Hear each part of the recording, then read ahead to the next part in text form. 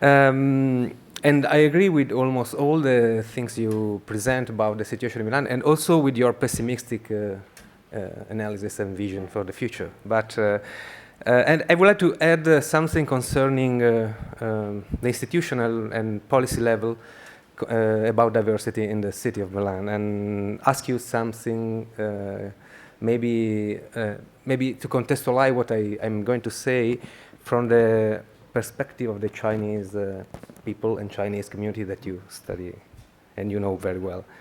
I'd like to start taking for granted the picture you drew concerning the changes in Milan in terms of population, economic activities, even the visible settings of the city related to immigration. And focusing on the institutional level, I would say that it can be argued that almost for 2 decades, since 1993 to 2011, the political discourse and also the policies, the urban policies, local policies, has hardly recognized those ongoing changes, of course. And the diversity brought by immigrants has not been promoted as a social, economic, or political or cultural asset.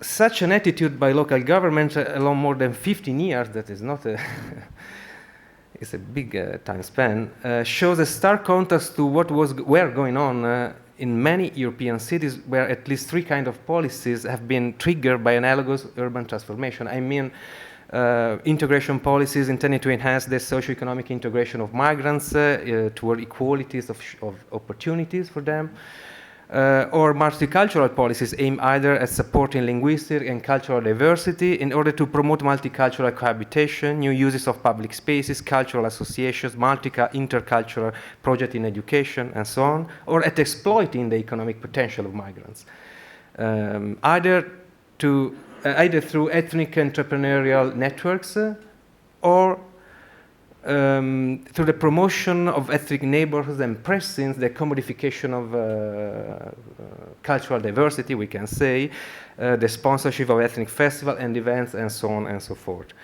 As far as the Milanese official policy model is concerned, between the beginning of the 90s and the end of the last decade, the local government did not demonstrate to be particularly prone to the promotion of urban diversity and recognition of the value brought out by immigrant communities.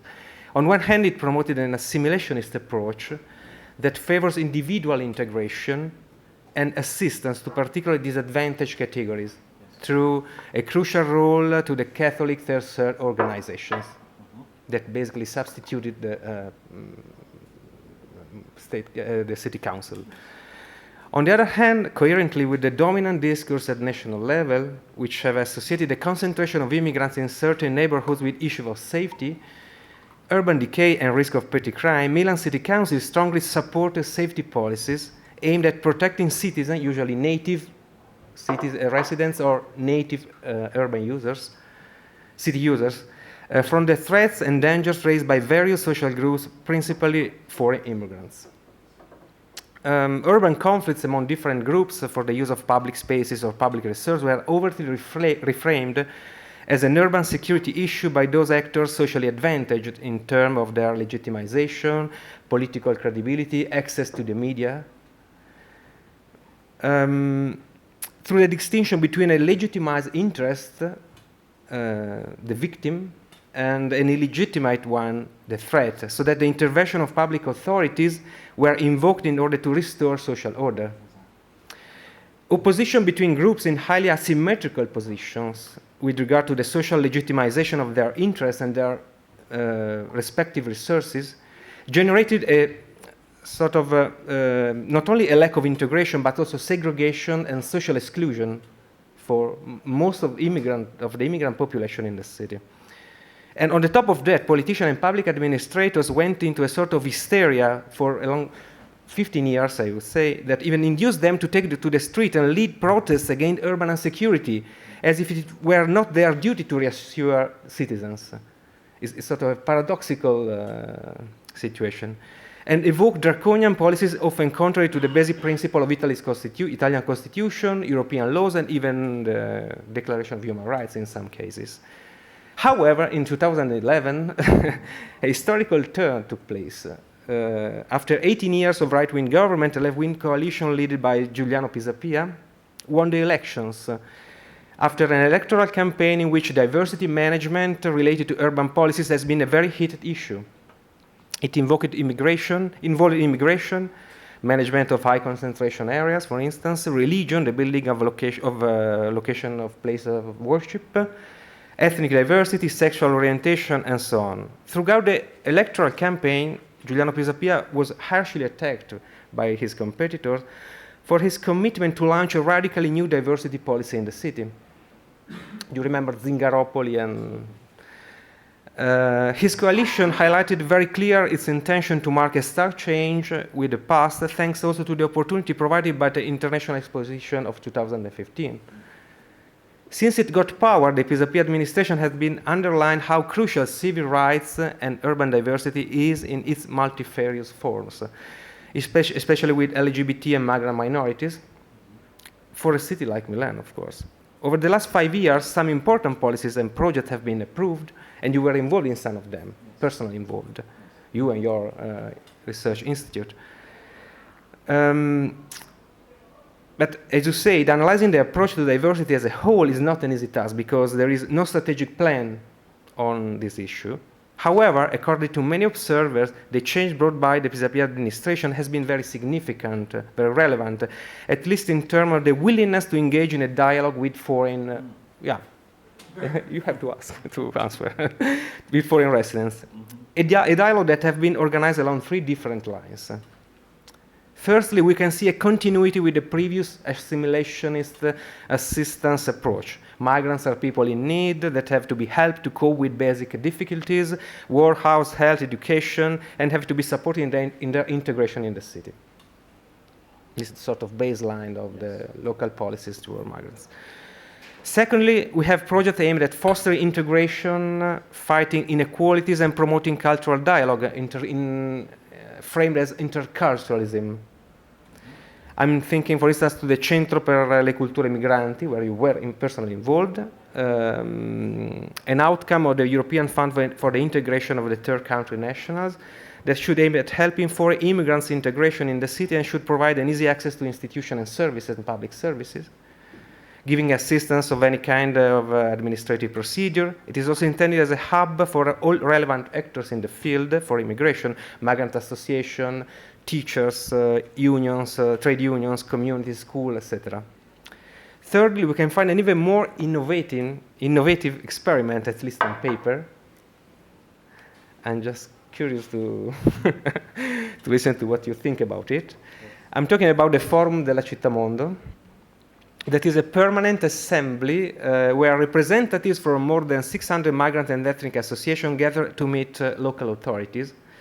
It was created between October and December 2011, while the city was preparing to the site of the 2015 Universal Exposition, and was supposed, I'm quoting, to have a proactive advisory and planning function in collaboration with the municipality of Milan. In a vision that wished to overcome the image of an immigrant as a social problem, the forum aimed at giving visibility and engage with the skilled, educated, and active immigrants and their potential to benefit the city and urban life from an economic, cultural, political, and social perspective.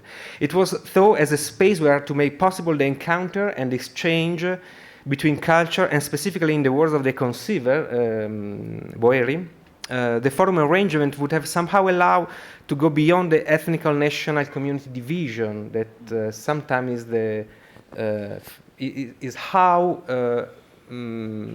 diversity politics is framed in many Italian cities. Now I have some questions for you.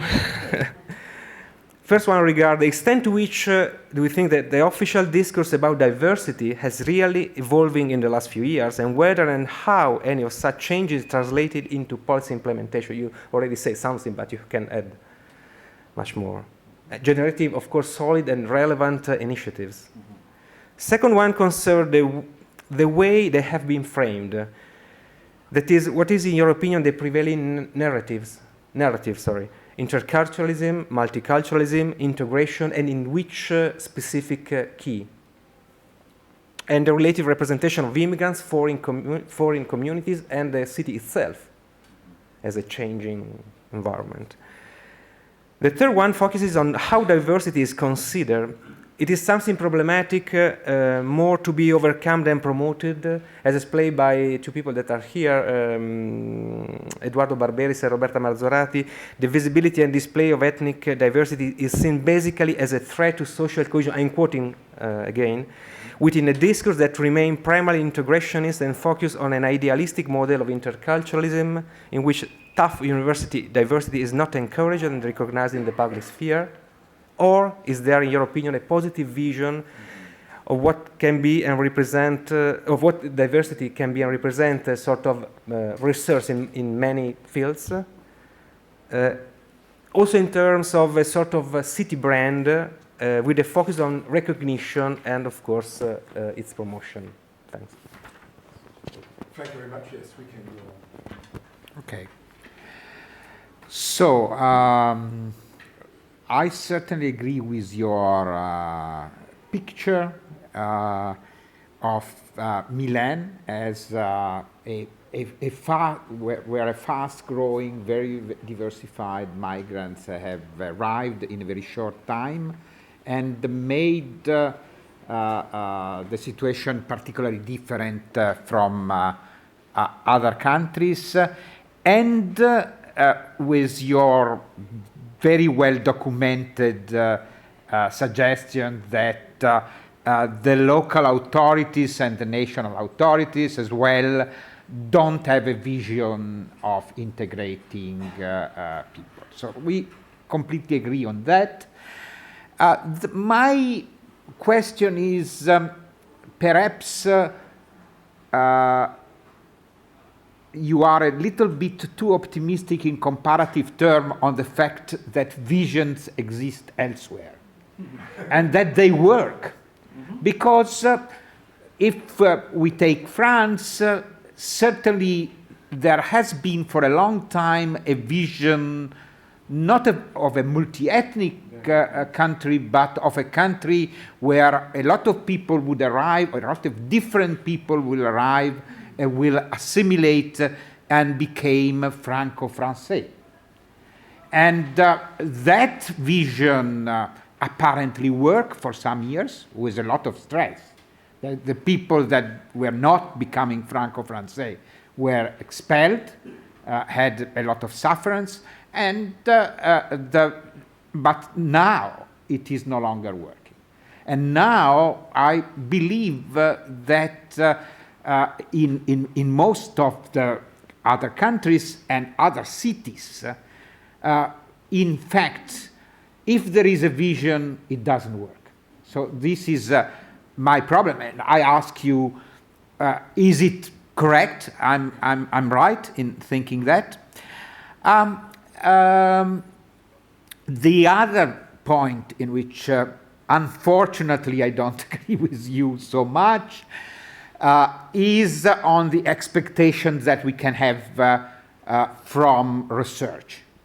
It is true that we, in Italy, research is underfunded, is very much spontaneous.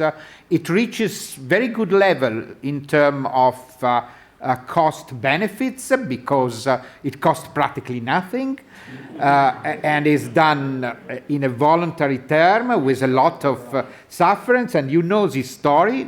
Everybody knows this story. We know something, and which is surprising that we know something, because nobody has really some sort of sponsored our knowledge.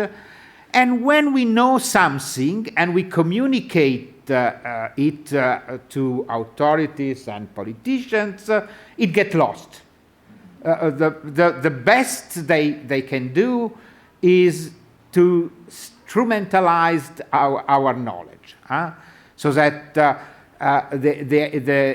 idea that Milan has become a city of also an important city and the capital city of migrants, as you have very well pointed out, has been, for instance, taken by the secretary of the municipal secretary of the Democratic Party, in order to say, you don't have to be scandalized if there have been Chinese voting for Sala, because in a way it is only 4% of the voters, and he said there are 20% of migrants in these cities, which is, it has to be debated if it is 20% of the electors, of the possible electors.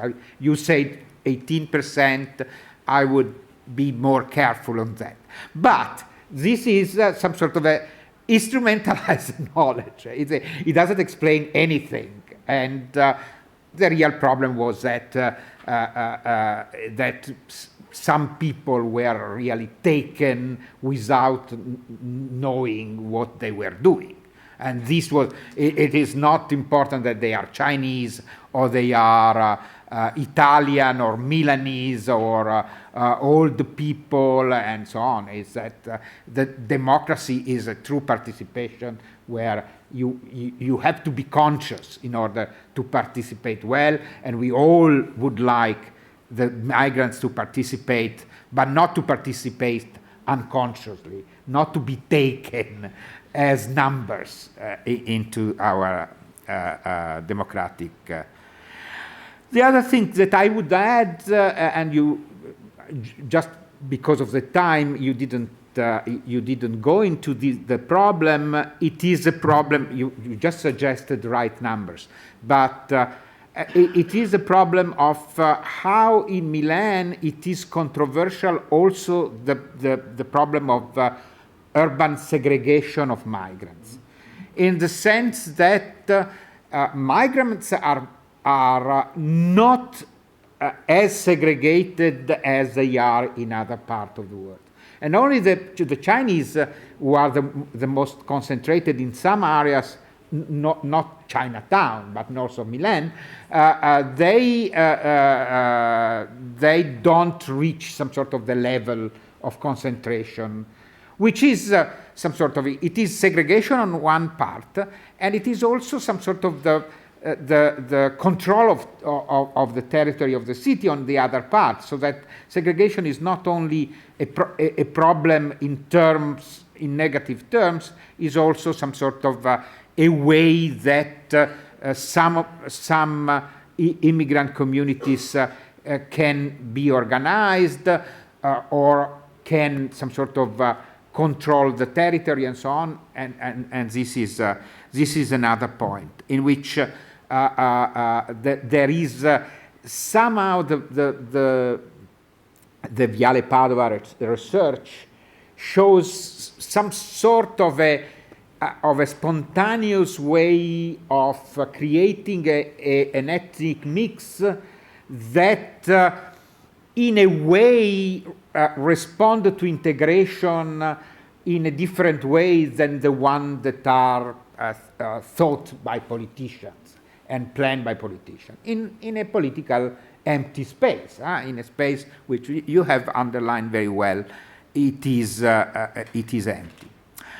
So I would just conclude my 10 minutes by saying the real problem is with migrants, and with migrants also in Milan, and the real political problem is that at the best, in the arrival of migrants is seen, as you have said, for the Italian, but not only for the Italian, the Italians see it in their way, in their some sort of industrial district sort of culture, but also the other European population at the best see the migrants as an economicist and instrumentalist resource. Pay for your welfare, they feel a kind of dirty job, they decrease the wage level so that you can compete better, they keep some sort of sectors that are not competing well, and so on. All this kind of thing is something very, very difficult to some sort of to defend politically. The real thing is that the real question is, do we consider migrations some sort of an ideal opportunity to have a society which is more inclusive and more diverse, and being more inclusive and more diverse is also some sort of a society where you invest for a better future for everybody. And not because they pay your welfare, not because they do the dirty jobs, but because the diversity itself is important to build a better society. And that is my final word. But I would add another thing, which is some sort of in today's newspaper, and which you have explained it to us very well. It is a fact that in today's newspaper there is the news that two old workers at the Malpensa airport, two old migrant workers at the Malpensa airport from migrants, have been fired after 15 years of working there because they don't speak enough well Italian. And this is what you explained well. Italian is not the language that works. Okay. So thank you very much. I think we have a lot of input for discussion. I would like to ask Daniele to react to this input first, and then we open up the floor to the journalists. Okay, I will try to keep it as concise as possible, because lots of questions have been asked and the comments were extremely interesting. So let's try. The first three questions by Professor Quassoli. Well, first of all, I think the official discourse on migration has evolved in this city. The new establishment really did address the problem of changing at least the way it speaks about migration. Okay, that objective has been achieved. Okay, we use different words. But have we really seen strong, effective political action? My answer is no. We have a few interesting proposals. The three that have been just mentioned by you are the mainstay right now of integration policies for Milan. But if we look at them more closely, we see that there are some very strong limitations. Well, first of all, even if you establish a new structure that deals with migration issues and you call it the House of Cultures, well, first of all, let's start with the name, House of Cultures. So are we essentializing the migrants' cultures? Are they heralds of single cultures? Is that what we're saying? Because that's not what's happening. You know, we have immigrants that come from very specific areas of certain nations, and they may be representing in a very coherent way that specific local culture. Maybe. Because one factor that we tend to forget, once they become migrants, they create their own migrant culture. And plus, they change that migrant culture as they progress here. So let's drop this whole culture thing. And the second thing is, we also have the Museum of Cultures. yeah, well, that's another very disturbing thing for anthropologists and sociologists in Milan. I think I can vouch for everyone here present. I also have to say that there are other problems that are less known. I will try to keep it very short, but I have to say something about it. If you do something like this, if you build up a structure like that, to make it work, well, first of all, you have to ask yourself some very strong questions about how do you staff it. What kind of staff do you put in a structure like that? Do you simply recycle people that have been doing different things in different offices, in social services and political, in social policies? Or do you actually try to support it with a new staff, with a different outlook on what integration policy is? Well, that has not been done. Actually, we have seen that some of the key actors of political integration, social integration policies in Milan, one of the most important persons has, she was rather old, so she had to drop out of the picture because of her going into her pension, into her retirement, okay? So we have some people, some very crucial key people that have retired, and the new people that have taken their place are not really, or have not really been proven up to the challenge as yet. Maybe this will change, hopefully. But this is a crucial thing. If you set up a new structure and you don't pose yourself some very strong questions on how do you actually staff it, that's a problem. Plus, we are dealing with cultural, economic, political, and social integration here. Shouldn't you tie this structure to a more cohesive addressing of these questions between different sectors of the local government?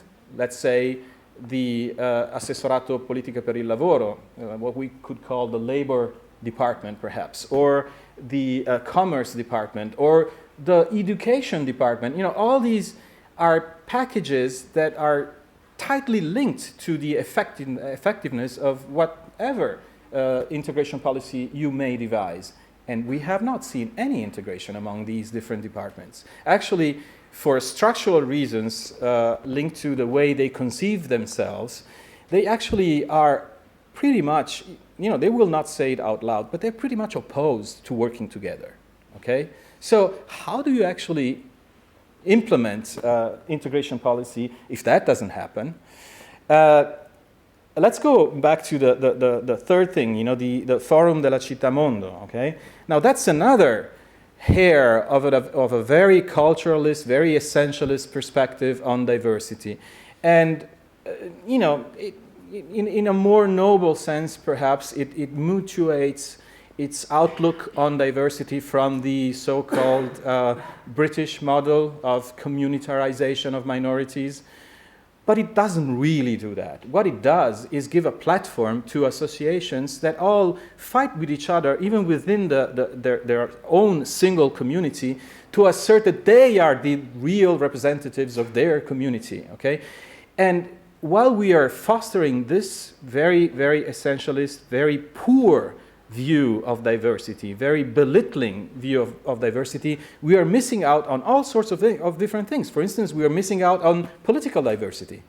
Among the Chinese in Milan, just to stay within the example, we have people that are actually quite interested in local politics. Of course, they see them in their own way. They look at as everyone else does in Italy, because if we think that only people that are politically conscious should vote, then let me say, Italy is in a very bad way, okay? We have a lot of people in Italy who are voting without knowing pretty much anything about what's happening in Italy. But aside from that, we have another problem.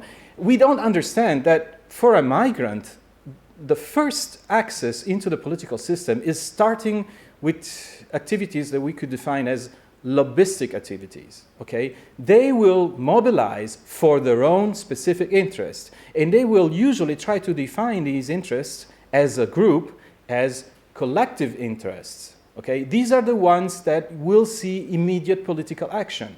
So why did the Chinese back Sala? For one single reason. They don't even know who Sala is, but they know one thing. He is not really sucking up to Vivi Sarpi committee, which is a committee of local residents that, since they're all voters, okay, have been the darling of political patrons in this city, whether from the right or from the left, okay? This is the only reason that motivated these people into voting.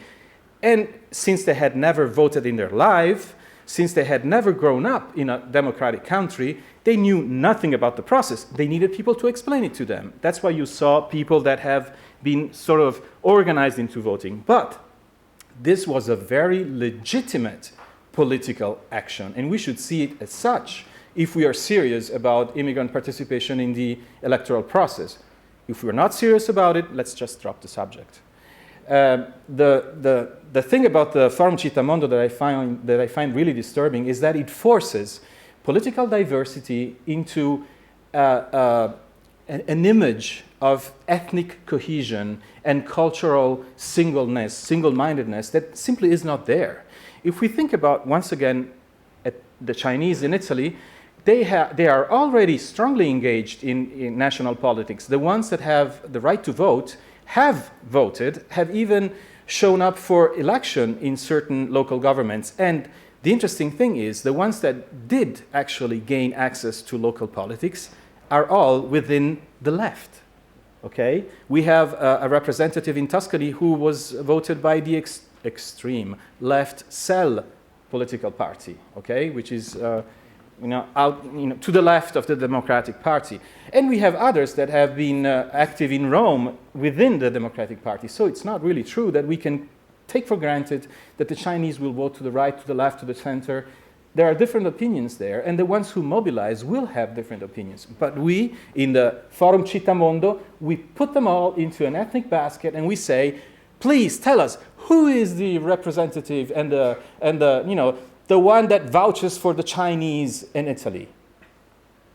This is a very stratified population. We have people that are rich and people that are poor. We have people that have grown up here. We are people that just got off the boat, so to speak. So you can't really have this simplifying rhetoric today. Okay, maybe it made some sense in the early 90s, but today it's just defeated by history, and we are pursuing that for a reason. The Democratic Party, when it talks about integration, it talks to its own voters. It doesn't talk to migrants. It talks to national, citizens, Italians that have the right to vote, and they like to hear certain things. The Forum Città Mondo, two old internationalist left-wingers, it sounds well, it has a good ring to it, and they will support it. So personally, I despise it with all my heart.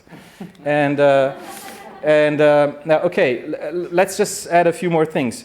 Diversity, how is it considered nowadays by the local government? I think it's, everyone says that diversity is a good thing. If you look at left-wing politicians today, even though within that paradigm that you have very well enunciated, assimilationist, assimilationist and assistance-oriented, okay, certainly. But diversity is good, okay? It's not a problem, it's not a threat, it's something that should enrich our common living together. But on the other hand, nobody really talks about multiculturalism anymore. Not seriously. We have local policies that are intercultural in their actions. Okay, let's take cultural mediation, for instance. We still use interpreters to make it easier for immigrants to access certain services. We have not really thought about how to make our social and health services more accessible to diverse communities. You see? So our model, even to Italians, because we have Calabrians in Monza that have a hard time, if they are 70 or 80 years old, maybe they have problems understanding the bureaucracies of local services just as much as an immigrant, okay? And even without looking at southern migrants, even if I look at my own grandpa, he might have a problem with that.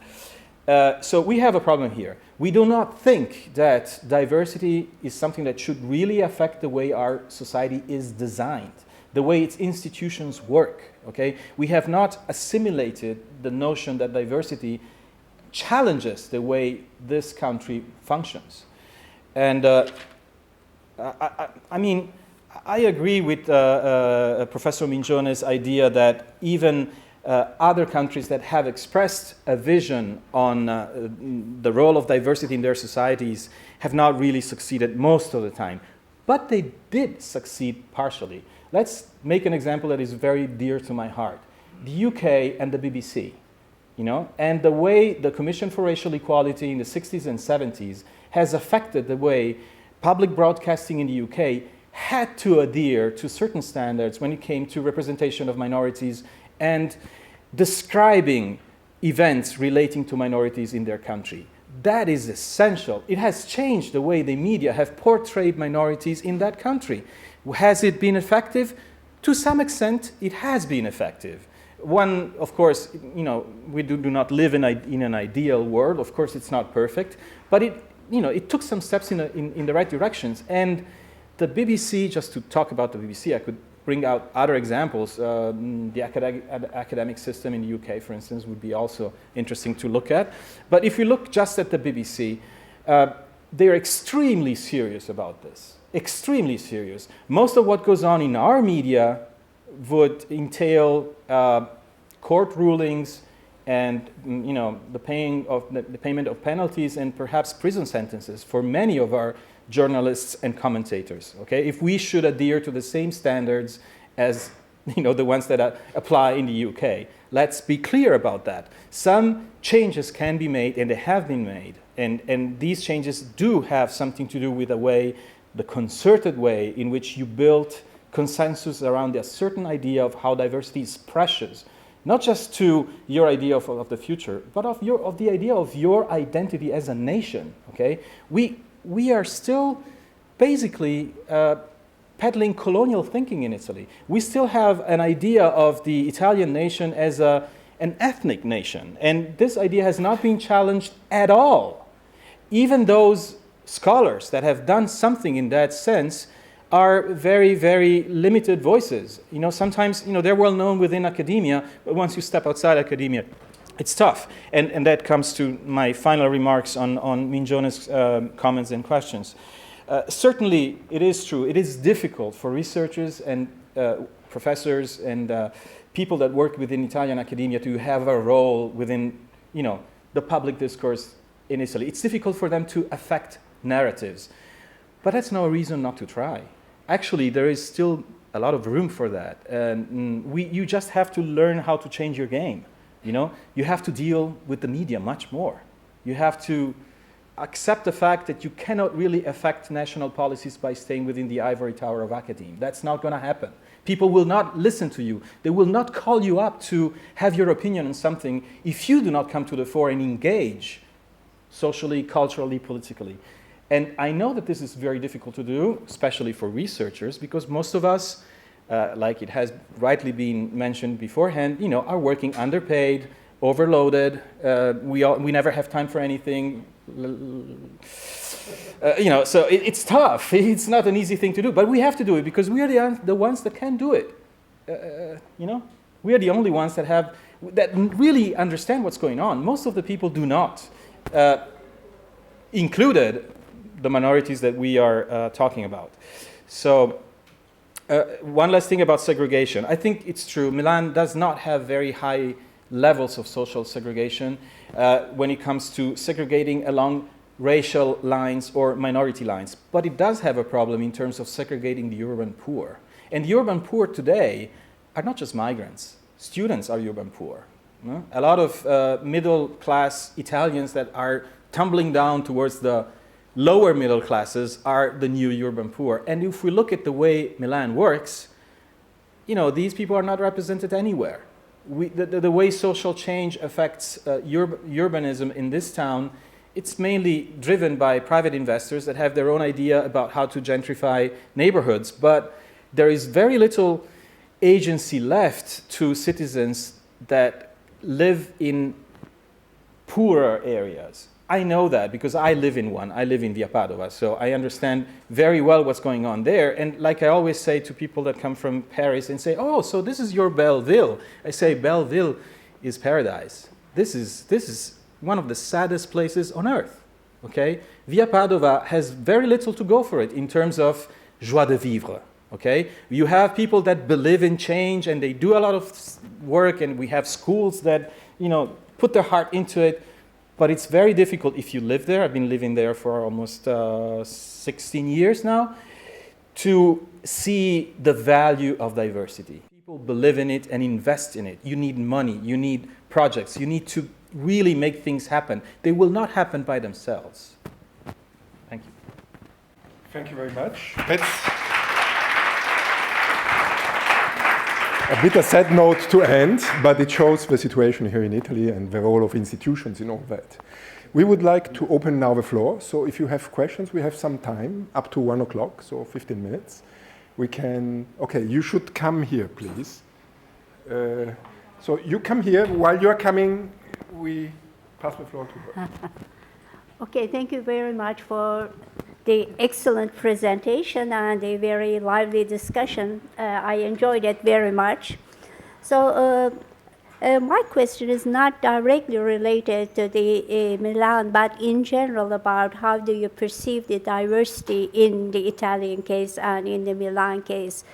I'm coming from Turkey, from Istanbul, and when we're, for example, talking about the diversity in the city, we are not only taking the Turks, the Turkish nationals, as one group, but we try to dig out the differences, not socioeconomic, but also where they come from which region they are coming from, because we believe that they just have the different cultures, the different habits, etc. And we know that in Italy, there is the unification has been at a late period, and there are significant differences. I'm not an Italian expert, sorry for that. But when we see the literature on Italy and in any other big the European city, especially in the recent literature, we see a distinction between immigrants, but when they call the immigrants, they are the international immigrants and the natives. And why this is the case, why the people, the academics, are not looking for the differences. So you have just made some kind of clues about that. For example, if people coming from Palermo or from Calabria, okay, can be not as different as the Egyptians, but still they may have the differences. So when we are talking the hyperdiversity and that kind of concept, why the recent literature is not putting such a lot of effort to understand these differences and the impact of the lifestyles, the job opportunities, etc. So that's my question. Thank you very much. Here in Department of Sociology, and I'm a migrant. And I mean, very interesting presentation. But for me, let's say the pro-diversity and pro-migrant position, which I stand on, obviously, because it's my interest, personal interest, comes into contradiction with the idea of citizenship and with the idea of nation-state, and in a way, a state as we perceive it. And do you think there could be found kind of balance between what the democratic state says to us, that if you're a citizen, you have this and this and this rights, and the pro-migrant position? Is there some kind, is there a way out of this contradiction, or we should just say, I'm pro-migrant and whatever happens after? Yeah. Thank you very much. Other questions, reactions, comments? Okay, Tuna? I can't tell you how happy I am to hear your talk. I think we all are, because you are touching the very heart of our project. It's you are speaking for us almost. So that's why we invited you. Fantastic. I really can't tell you how much I enjoyed your talk. My question is about integration policy, because I have an issue with the integration policy in Europe as such. And I totally agree with you that in Europe we have all these patchwork-like policies.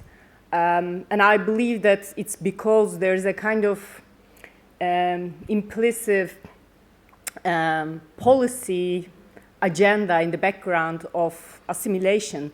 If you look at even the most friendly integration policies, that already create otherness between the newcomers, whoever they are, and the host society. And the notion that you would learn a language and learn cultural characteristics of a country, and then you are one of the nation, you know. You are one of the citizens of that nation. You would act normally, and you will have the identity as defined by the unofficial rules, basically. But of course, the latest events with IS and all these young people who have immigrant backgrounds running from European countries behind an utopia to east, to all these places to become basically terrorists, show that this identity is not enough for immigrants to believe in where they live. So my question to you is, what do you think of a better integration policy? How it should be designed? I know it's hard, but it's a thing. Okay, so please give us the solution. Yes.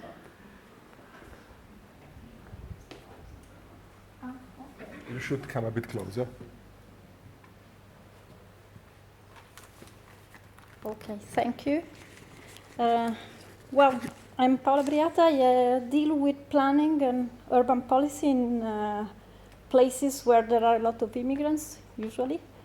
And I feel also a bit strange because it's the first time I'm back in Milan after a very long time in London. So I'm at home, but in some way I feel a foreigner because I didn't experience what was happening during Pisapia government. So in some way everything is new, even if I come from here. And I was thinking that we are in some way mourning the absence of a national framework for assimilation of multicultural society here, but as a person who deals with urban policy, I would say also of a national framework for urban policy as well. So we have apparently two big holes in these countries. And I've always been wondering if these two holes couldn't be seen for us also as an opportunity and not only as a limit, and this is in some way a question. I try to explain this in this sense. I remember a book from Tiziana Caponio some years ago. She said we don't have an assimilationist model or a multicultural model, but we could say that in Italy we have a local and adaptive model. Local and adaptive because there is not a national framework for the integration of the immigrants, because everything is devolved to local level and local government that devolve everything to third sector or to voluntary sector and so on. Yes, because it doesn't cost so much, but also because this is an invisible way to deal with the problems. So I think at this type of realities, and this is the question, because I think you have been closer than me to these realities. Well, realities like this maybe should have developed a very strong knowledge of the realities with whom they work. So I was wondering, maybe a way for researchers to be helpful could be, and I ask if you agree with this or not, working in these places, trying to understand which aspects of diversity are a problem, which are an opportunity, if there are bridges between the different realities or not. It could be a different way to do research with the association and voluntary sector that in this country have worked to solve real problems in these neighborhoods and to see if something more could be done in this sense. And this is the question. Thank you. Thank you very much. This is actually what he's doing with the local actors. So, okay. So 5 minutes for a wrap up.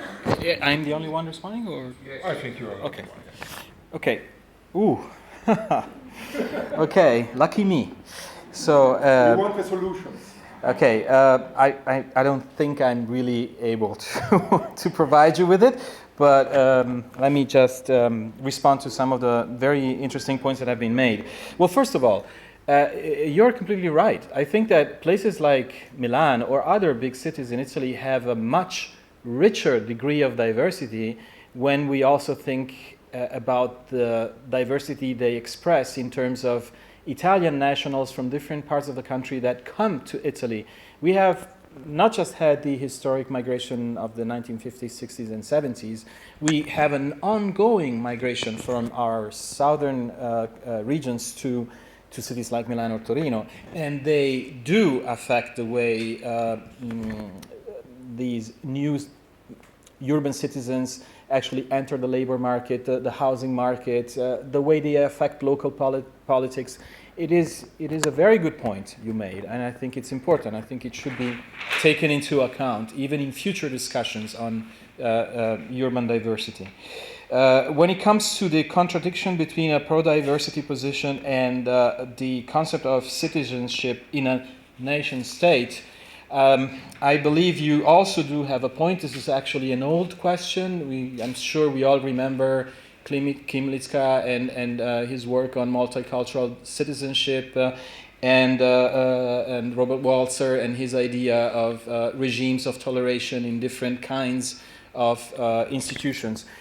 But at the same time, I think that we need, we live in a very difficult and strange time. We live in a time where it would be saner and smarter to move away from the concept of the nation state, but at the same time, what we're seeing internationally is a revival of the nation state as an idea of national autonomy and even national agency.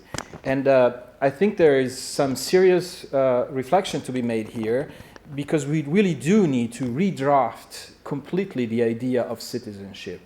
If we want to understand citizenship in terms of incorporating diversity, then we have to, we really have to reason around the idea of what a nation state is or wants to be today. If we think about Italy, for instance, I think we are moving away quite fast from the idea of the nation state as thought as a state for the Italian nation, ethnically and linguistically defined. But we have not quite understood what else to put at the center of this discussion. We have a very good constitution. That could be a starting point. After all, we have the extremely powerful example of the United States of America that build their own idea of national identity around a constitution. And this may be one inspiration, but I'm sure there are others. We certainly need to open up the discussion again.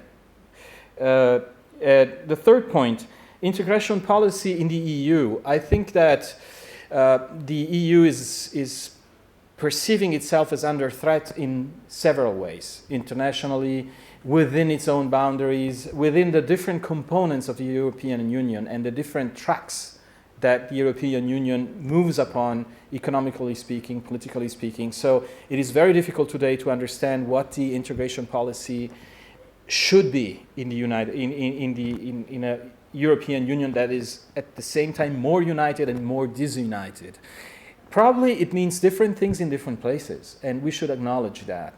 It's something that our European politicians should really look at more strongly, but unfortunately we tend to put our less effective politicians within the European Commission and the European Parliament. You know, so this is one of the great defects of the European Union. It doesn't work well because we don't make it work well, because we don't really believe too much in it. And of course, I cannot provide any quick solution, but there is one thing that I can say, and that is, if there is one thing that the European countries have brought home from the dramatic experience of World War II, is the importance of defining the interest of the state in terms of interest of the persons that live in that state. If we take that as a key pointer, as our lodestar of policymaking, I think that there is a lot to be done that can really be done. And we should think about our societies with all their diversity as societies made out of people that really want to and actually are living and working and building up their own future and the future of their children within their country. So this is actually the bedrock of democracy, and that's the bedrock of any political action. About the way the Pisapia administration has affected the way we talk about diversity in this city and the way this relates to the integration model, I think that words are important. And even if the PSAP administration has mostly changed the narrative and has not been able yet to really affect change in a more pervasive way in the city, we should not think that this is a very small feat. This is actually quite a lot. We really came out of darkness in many ways. And personally, I'm very grateful to the PSAP administration for that. This is a city that has begun to talk about immigrants in a more restrained and civil way, and this is already quite an advancement if we compare it to what went on beforehand. I agree with Tiziana Capogno's idea of a local and adaptive model, but let's not forget that the assimilationist model that is usually mentioned when we talk about Italy is very much there. It's implicit, and being implicit, it's also a lot more dangerous. Exactly, and it's very pervasive. And I think again that it has a lot to do with the difficulty that this country has in thinking about itself in terms of relating to its not so recent past. I think that what we are dealing with here is our fascist heritage and our colonial heritage. I'm sorry if I put it so bluntly, but this is a nation that has never really made some soul searching about the way we dealt with the rest of the world during World War II. And it has not ever been something that has been in the center light of our national discussion. That means that when it comes of speaking about people that we perceive as foreigners and minors in a way, we just don't take the discussion seriously. We talk about people that, in our opinion, do not amount for much, do not amount to much, and they are not so relevant in our own idea. I see it every day when I hear Italians of all political stripe, of all different social class, talk about China and the Chinese. It's my main field of research, so I'm very keen on that. And I'm always really, really impressed by the way Italians have not realized what has been going on for 30 years in China, even today. Okay, China is the second power worldwide. It's the second largest economy, and to most Italians, the Chinese are, oh, the Chin-Chun-Chan, the little Chinese, it's still like that. And if this is the way the Italians look at the Chinese, let's not even think about the way it looks at Africans or Arabs or, So this has a history in Italy. It's not something that has come out of the bag, in these few decades. It's a very long history, and it's a history that we do not take that seriously anymore. It has been too dominated before the 1990s by the whole ideological juxtaposition between the political left and the political right. It has been hijacked by the Cold War in a way. This discussion, in order to really open up a discussion on this, we should really be very honest with ourselves, and I don't know if this is really happening. We have had actually a flowering of post-colonial studies in Italy, and this is very, very promising. But unfortunately, these post-colonial studies, these Italian post-colonial studies, are mostly confined to anthropology. I still have to meet serious sociologists that deal with the issue in a very strong way, except perhaps for some of those who are present here, okay? And no, I'm really serious about it. I think we need that. Okay, thank you again. Thank you very much. Thank you very much. He ended in a rather negative way. I'm sorry about this. No. Come on, yeah. It's realistic. That's the point.